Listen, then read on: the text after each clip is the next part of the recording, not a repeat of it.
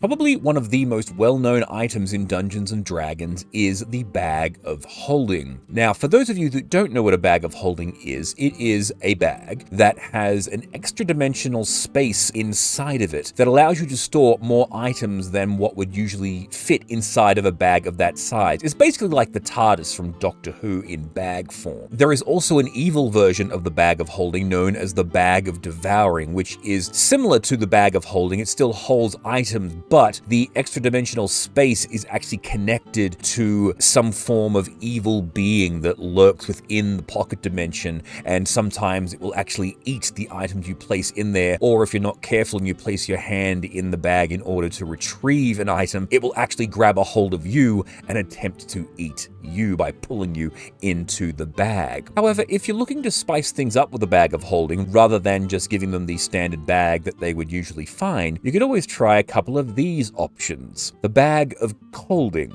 The Bag of Colding is like a Bag of Holding. It doesn't hold as much stuff as a regular Bag of Holding. However, it keeps all items at a low temperature. It's designed for transporting food so that they don't decay over time, as items can do in a regular pocket dimension. The Bag of Golding. A Bag of Golding, when you place an item in there, after an hour when you bring it out, it becomes coated in gold that lasts for a set amount of time, DM discretion, before turning back into a regular item.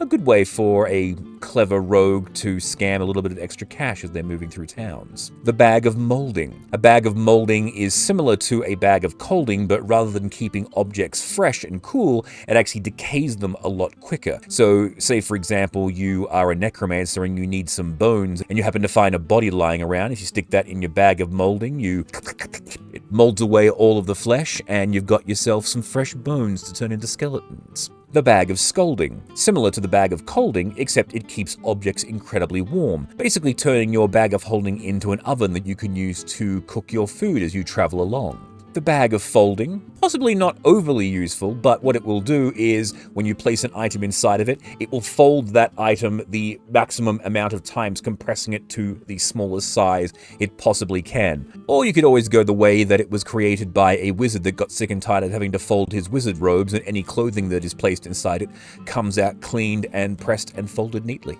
And of course, the Bag of Beholding, which potentially could, when you open it up, fire off a beholder's eye ray out of it, or allow you to behold sights that are not meant to be seen by mere mortals, potentially driving your characters insane when they look inside of it.